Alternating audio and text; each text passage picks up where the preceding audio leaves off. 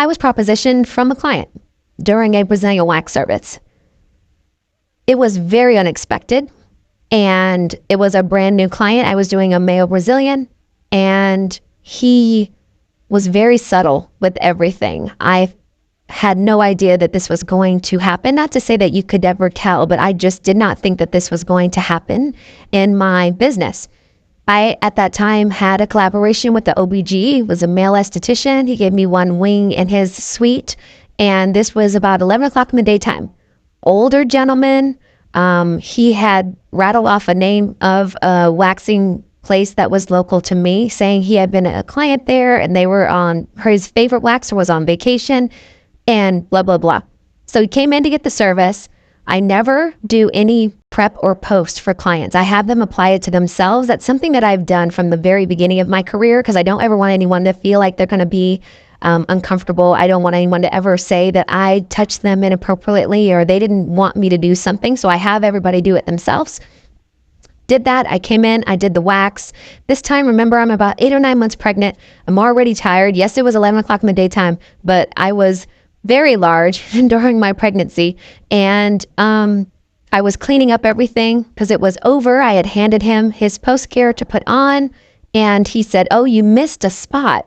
And so when I turned around, he had dumped the entire product of oil all over him, all over his midsection, and was just rubbing himself very vigorously. And I'm like, I was just completely caught off guard. And he was like, "I'm going to give you whatever you want. How much does it cost?" "How much does what cost?" "You know."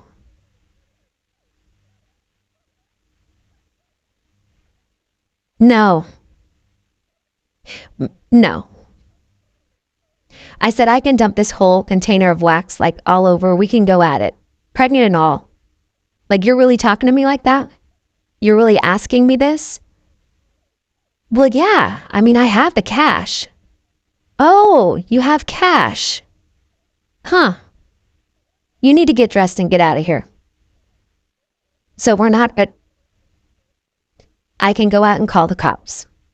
So you're going to pay me because I completed the service, and you're never going to come back, ever.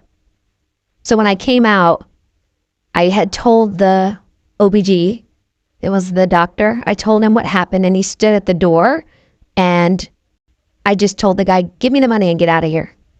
Like, you're never going to come back here again."